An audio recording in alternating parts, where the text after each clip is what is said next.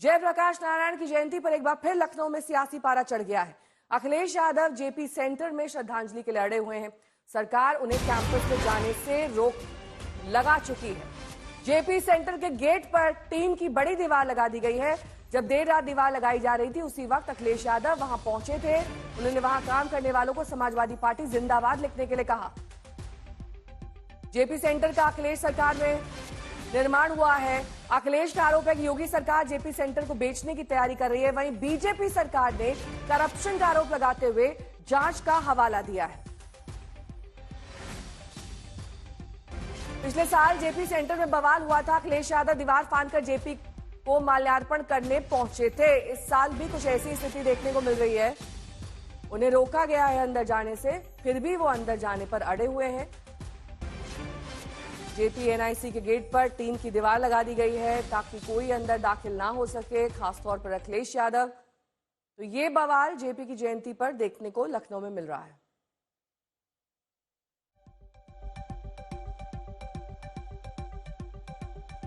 तो पूरा परिसर अब छावनी में तब्दील हो गया है। पुलिस वाले दिखाई दे रहे हैं, बैरिकेडिंग है और टीन पर लिखा गया है भवन निर्माणाधीन है। जब अखिलेश यादव वहां पहुंचे तो उन्होंने कहा कि इस टीन पर यह लिख दो, अखिलेश यादव जिंदाबाद।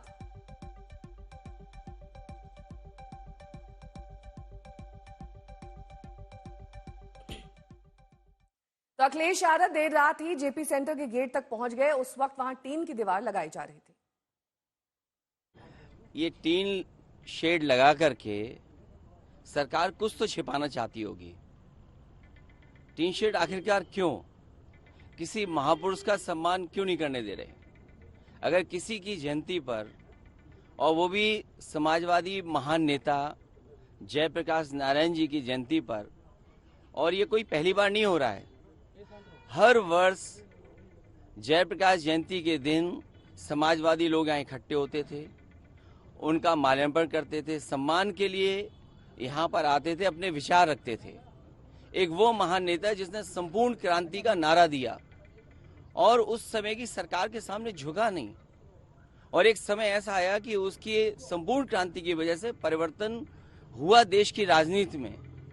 ये जेपीएनआईसी, ये सोशलिस्टों का म्यूजियम, जयप्रकाश जी की प्रतिमा, और जो उसके अंदर सोशलिज्म को हम कैसे समझें, समाजवाद को हम कैसे समझें, वो तमाम चीजें हैं। ये टीन शेड लगा करके सरकार आखिरकार क्या छिपाना चाहती है? कहीं ऐसा तो नहीं कि बेचने की तैयारी हो, किसी को देना चाहते हो? काम को रोकना, काम को बिगाड़ना और फिर काम का बर्बाद कर देना, और फिर ये लिख देना पेंटर बेचारा बैठा हुआ है, उसे केवल पैसा दिया होगा इस बात को लिखने के लिए कि निर्माणाधीन है। ये निर्माणाधीन नहीं है, ये बेचने की तैयारी है। इसको बेचा जाएगा। और मैं समझता हूँ अगर सरकार नहीं चला पा रही है तो बेच दे तो अच्छा है, कम से कम ये चलने लगेगा। और टीन शेड लगा करके कोई रोक नहीं सकता विचारधारा को, कोई रोक नहीं सकता विचारधारा को। कुमार अभिषेक मेरे सहयोगी इस वक्त तमाम जानकारी के साथ जुड़ गए हैं। कुमार अभिषेक, क्यों अखिलेश और किस आधार पर वो ये आरोप लगा रहे हैं कि जेपी की निर्माणाधीन इमारत जो है वो बेचने की तैयारी में सरकार है? क्या लॉजिक है इसका?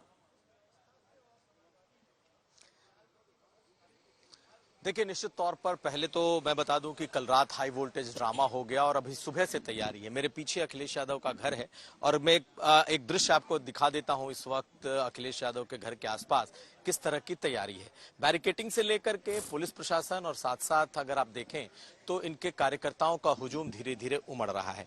लेकिन निश्चित तौर पर अखिलेश यादव का ये कहना है, ये मानना है कि 2017 में सत्ता छूटी और तब ये लगभग बनने को तैयार था, कुछ काम बचा था, लेकिन आज 7 साल हो गए, आखिर ये क्यों नहीं शुरू हुआ? अखिलेश यादव के कुछ ड्रीम प्रोजेक्ट रहे हैं जिसमें कि अगर पलासियो मॉल जैसी चीजों को देखें तो उनका आरोप रहा है कि सरकार ने इसे बेचा है। और कल जिस तरीके से हाई वोल्टेज ड्रामा हुआ, अब अखिलेश यादव ये खुलकर आरोप लगाने लगे हैं कि सरकार इसे बेचने की तैयारी कर रही है। जेपीएनआईसी एक बहुत बड़ा सेंटर बनकर तैयार होने वाला है जहां जयप्रकाश नारायण के बारे में तमाम चीजें होंगी। लेकिन पिछली बार भी अखिलेश यादव उसके गेट को कूद कर फांद करके अंदर गए थे और इस बार भी बीती रात वो वहां पहुंच गए। सबने उस हाई वोल्टेज ड्रामा को देखा और आज उम्मीद ये की जा रही है कि शायद एक बार फिर वो निकलेंगे। पुलिस से लेकर तमाम लोगों से बातचीत हो रही है कि क्या वो निकलेंगे या नहीं निकलेंगे, लेकिन JP-NIC सेंटर अब नए विवाद में जरूर आ गया है। देखिए, बाकी तमाम चीजें खुल चुकी हैं। अखिलेश के जो लखनऊ के ड्रीम प्रोजेक्ट की आप बात कर लें, जिसमें लोक भवन था, उसमें मुख्यमंत्री कार्यालय आ गया, जो इकाना स्टेडियम था उसमें मैचेस होने लगे, जो पलासियो है वो खुल करके तैयार हो गया, लेकिन JP-NIC सेंटर ऐसा है जो पिछले 7 सालों से अभी तक चल नहीं पाया है। तो अब ये एक नया विवाद का केंद्र, दोनों के बीच टकराव का केंद्र पिछले 2 सालों से बना हुआ है और आने वाले वक्त में ये ऐसा केंद्र होगा JP-NIC जिस पर कि टकराव अभी बढ़ ही सकता है। अखिलेश यादव का आरोप है कि वो इसे बेचने की तैयारी सेंटर से मेरे सहयोगी आशीष श्रीवास्तव ने एक रिपोर्ट भेजी है, एक नजर उस पर डाल लेते हैं। JP-NIC की ये तस्वीरें हम आपको दिखा रहे हैं और साफ तौर से समाजवादी पार्टी के चीफ अखिलेश यादव देर रात जब पहुंचे थे और उसके बाद आज सुबह पूरी तरीके से पुलिस फोर्स को तैनात कर दिया गया है और आप देखिए कि यहाँ पर RAF की टीम को बुलाया गया है। इसके साथ साथ में कई थानों की फोर्स को यहाँ पर डिप्यूटेड किया गया है और वजह साफ है कि यहाँ पर जयप्रकाश नारायण जो है यहाँ पर वो एक तरीके से जयंती पर पहुंचने वाले थे अखिलेश यादव, जिसको तहत ये सुरक्षा व्यवस्था कर दी गई है और बैरिकेडिंग्स कर दिया गया है। आप देखिए कि जो बैरिकेडिंग्स हैं वो पूरी तरीके से जयप्रकाश नारायण अंतर्राष्ट्रीय केंद्र है उसके बाहर से इसको पूरा बैरिकेड करके रोक दिया गया है और इसके साथ साथ महिला RAF की जो टुकड़ी है वो भी आप देख सकते हैं कि यहाँ पर तैनात की गई है और जिससे कि कोई भी पार्टी का कार्यकर्ता हो या कोई भी यहाँ पर ना पहुँच पाए। अखिलेश यादव भी साफ तौर से देखिए कि यहाँ पर RAF की टुकड़ी और ये जो बैरिकेड से ये पूरा रोड जो है वो ब्लॉक कर दिया गया है। आप देखिए कि किस तरीके से इस रोड को, जो कि चलता हुआ रोड है, यहाँ पर जनरली लोग निकलते हैं, लेकिन अभी यहाँ पर पूरी तरीके से इसको स्टॉप कर दिया, रोक दिया गया है जिससे कि कोई भी आ ना जा सके। इस पूरे रास्ते को ब्लॉक कर दिया गया है और इस JP-NIC के अंदर भारी पुलिस फोर्स भी तैनात कर दी गई है। साफ तौर से चूंकि समाजवादी पार्टी के चीफ अखिलेश यादव ने कहा था कि वो यहाँ पहुंचेंगे और उसी को लेकर एहतियातन ये किया गया है, क्योंकि माना जा रहा है कि वो माल्यार्पण करने के लिए आने वाले हैं और इसको लेकर ही ये पूरी तैयारी कर ली गई है। लखनऊ से कैमरा पर्सन गौरव गुप्ता के साथ आशीष श्रीवास्तव, आज तक। इस बीच समाजवादी पार्टी ने JP सेंटर को बेचने की तैयारी के आरोप लगाए, सुनिए। माननीय अखिलेश यादव जी को जयप्रकाश नारायण जी की जयंती पर उनको माल्यार्पण करने जाना है तो गेट पर टीन लगा रहे हैं। ये सरकार का डरा हुआ चेहरा सामने आया है, क्योंकि सरकार डर गई, अखिलेश जी से डर गई। डरना भी चाहिए, क्योंकि जिस नेता ने भारतीय जनता पार्टी को 2024 में घुटने पर ला दिया है, वही नेता माननीय अखिलेश यादव जी इस सरकार को उखाड़ फेंकेंगे। जो आज टीन लगा रहे हैं, टीन में कील गाड़ रहे हैं, ये कील सरकार अपने ताबूत में गाड़ रही है। जनता सब कुछ जान चुकी, इनका भ्रष्टाचार, इनका झूठ, इनकी लूट। जनता तैयार है इनको बाहर का रास्ता दिखाने के लिए। कुमार अभिषेक मेरे सहयोगी इस वक्त तमाम जानकारी के साथ जुड़ गए हैं। कुमार, देखिए उपचुनाव आने वाले हैं, 10 सीटों पर ही उपचुनाव होंगे। JP सेंटर का मुद्दा उठाना अखिलेश के लिए कितना फायदेमंद या कारगर साबित हो सकता है?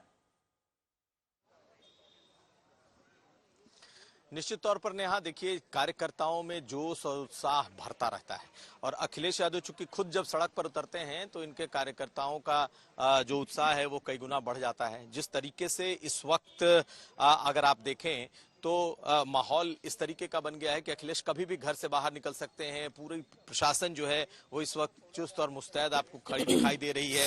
ये लगातार ये माहौल जा रहा है कि अखिलेश यादव को रोका जा रहा है उनके ही अपने सेंटर में, उनकी ही अपनी जो विचारधारा, जिनके विचारधारा पर समाजवादी पार्टी चली है, बनी है, तो ये एक ऐसा माहौल है जो कि पार्टी के लिए, कम से कम अखिलेश यादव की पार्टी के लिए, समाजवादी पार्टी के लिए मोरल बूस्टर का काम करता है। और अगर आप देखें तो कल रात से जो माहौल बना है, चाहे मीडिया स्पेस की बात कर लें या फिर लखनऊ में आप गतिविधियों की बात कर लें, तो माइंड और स्पेस दोनों इस वक्त समाजवादी पार्टी ने कैप्चर कर रखा है। लेकिन क्या सरकार इसे रोक करके आखिर क्या करना चाहती है?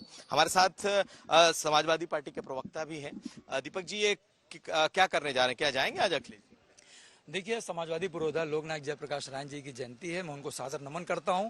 और नामालूम कैसी सरकार चल रही है, नामालूम कैसी आताताई सरकार चल रही है, तानाशाह वाली सरकार चल रही है, जो महापुरुषों की सम्मान करने से रोकती है। कल रात को हुआ है, आज जाएंगे आपको लगता नहीं, कल देखिए, कल तो माननीय राष्ट्रीय अध्यक्ष जी वहां पर व्यवस्था देखने गए थे और कहने गए थे कि महापुरुषों के सम्मान करने से रोकना कतई उचित नहीं है। निश्चित रूप से हम लोग जाएंगे। पिछले साल भी आपने रोकने का काम किया था, पिछले साल भी हम लोग गए थे, हर वर्ष हम लोग जाते हैं। अच्छा, पिछले साल से सबक लेते हो, हम तो समझते हैं कि ये राष्ट्रीय अध्यक्ष जी के लिए नहीं, महापुरुषों के सम्मान के लिए लोकतंत्र ये कहता है कि जो महापुरुष का सम्मान करना चाहे, मार्पण करना चाहे, आम आदमी के लिए भी खोल देना चाहिए। आम आदमी के लिए तो छोड़ दे, किस तरीके से डिटेन करने का काम किया। आप बैरिकेडिंग देख लीजिए, 10-90 पे बैरिकेडिंग देख लीजिए, हमारे प्रदेश कार्यालय बैरिकेडिंग देख लीजिए, जयस्वामी चर्च पे बैरिकेडिंग देख लीजिए, 10-90 पे बैरिकेडिंग देख लीजिए, JPNIC पे अगर ये सरकार उसको प्राइवेटाइज करना चाहती है तो कल करती हो तो आज कर दे, कम से कम उसका रख रखाव तो अच्छे से होगा। और LD एक्सक्यूज क्या दे रहा है कि उनको Z+ की सुरक्षा, इसलिए कीड़े मकोड़ों से वहां पर उनको खतरा हो सकता है। अरे एक दिन का काम था LDA के लिए, उसको साफ सफाई करना। आपकी मनसा ही नहीं, इनकी मनसा पे हमको शक है।